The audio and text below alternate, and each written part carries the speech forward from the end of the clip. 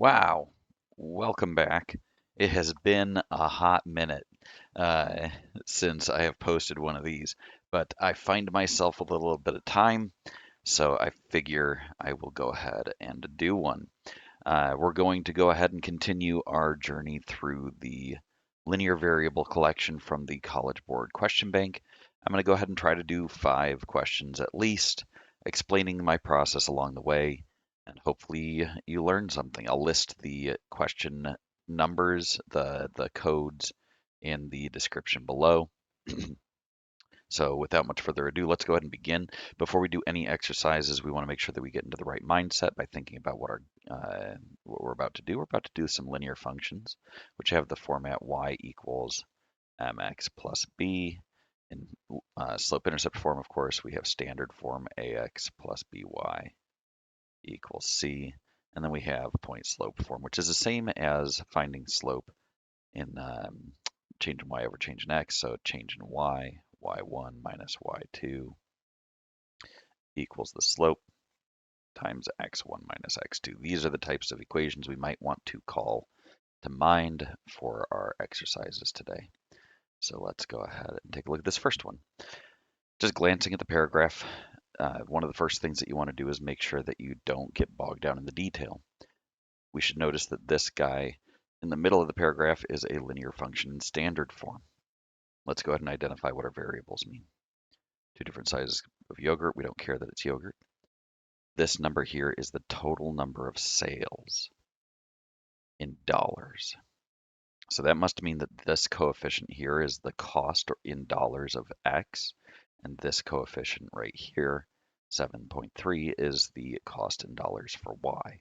We know that because the final unit of 1,277 is in dollars. X is smaller containers, Y is larger containers. What is the price of each small container? Well, that's just a conceptual question. There's no math to be done. So question DB7, the ending DB7 there is question number 6 in this series. The answer must be cost of the smaller container is A, 548, because that is the coefficient. Remember, we identified that the unit was dollars. So 548 dollars per cup times the number of cups gives us just dollars. So that must be the cost of the smaller dollars, or the smaller cups. We don't care that it was yogurt. We don't care about all the other details. Just identify what you need and move on. All right, our next question is again a linear function, of course, because that's the section we're doing. Code 475, number 7 in this series, is a linear function in slope-intercept form. Even before reading the question, we identify what kind of thing we're dealing with. It's a slope of 3 and a y-intercept of 15. J is perpendicular to line K. Think about what that means for a second. For two lines to be perpendicular, of course, you may recognize that two lines that are perpendicular are going to intersect at a 90-degree angle on an xy coordinate plane. But we don't actually care about the graph in this scenario. We care about their slopes. And again, that's what the question is asking for over here, the slope of line J, the perpendicular line. So the slope of our given line is 3. The perpendicular slopes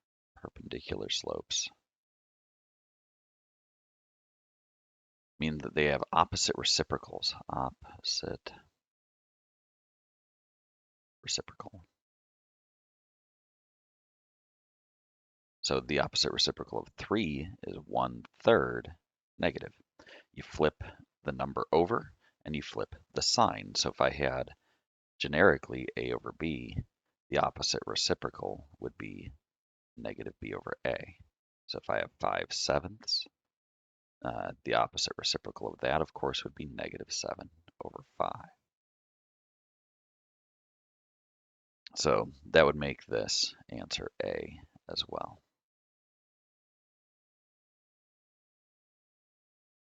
That was 475. This is E7F is the ending code. I'm giving those ending codes just in case you've already done these in the question bank. question 8 in this sequence.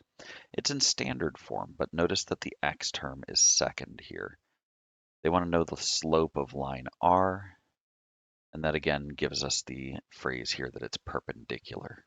So finding the slope in standard form, remember ax plus by equals c is our standard form. The slope in standard form can be very easily found by converting it to slope-intercept form, or we can just memorize that the slope m is equal to negative a over b. The perpendicular slope, remember, is the opposite reciprocal from this, so it's going to be b over a. b is the coefficient on y, so in this case that's 4, and a is the coefficient on x, so in this case it's 8. That reduces to 1/2, and that's what I'd put as my answer. I encourage you to go back and rewind that if I went too quickly. This is number 9 for us today. AA5 is the code, number 9. It's in standard form again. It's the same question, isn't it? So I'm going to pause for a moment, think about it. First, name your conditions. It's standard form, ax plus by equals c. We want the perpendicular line's slope. Well, first we need to get this line's slope. And in standard form, that is negative a over b. But the perpendicular slope would be b over a, positive b over a. So b is the coefficient on y, so we have 2. And a is the coefficient on x, so 18. And that reduces to 1/9. We'll do one more. Big old boy here. This is code 3BF. Is the ending of the code anyway. Question 10 in our series today. And it's a slope-intercept form, just generic thing that everybody can hopefully recognize. It's ranked easy. So they want us to choose the table that corresponds with this expression here. The easiest thing to look at is the slope and the y-intercept, because those are the two defining properties of this function. Y equals mx plus b, m and b. The easiest thing to identify is the y-intercept. Remember that b is always the y-intercept in this formula, so 0, b should be a coordinate pair on our table.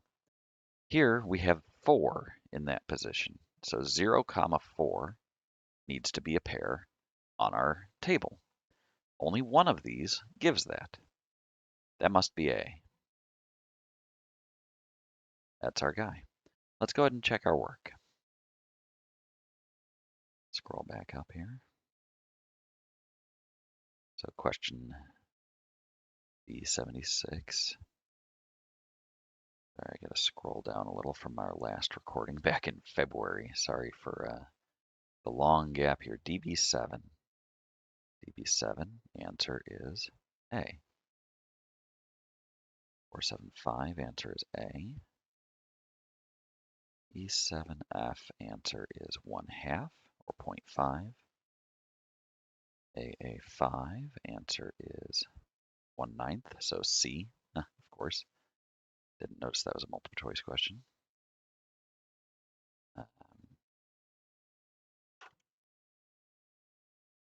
This thing is wigging out. There we go.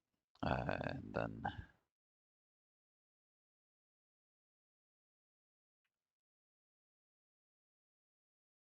there we go. And this should be answer A. Very good. Well, hopefully you learned something from that today. If nothing else, slow down. Think about what the givens are. Think about your main functions. What is it that they have given you in the expression of the question?